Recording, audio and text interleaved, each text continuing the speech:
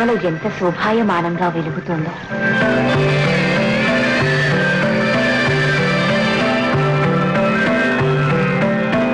ఇక్కడ సెలయేళ్లు గలగలమని పారు, హరిహరి అని పాడుతాయి.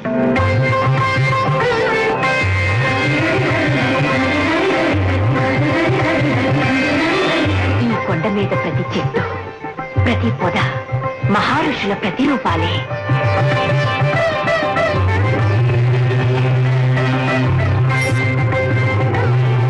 సకల క్షేత్రాలు, అఖిల పుణ్య నదులు అన్నీ ఈ కొండలోనే అలరారుతున్నాయి.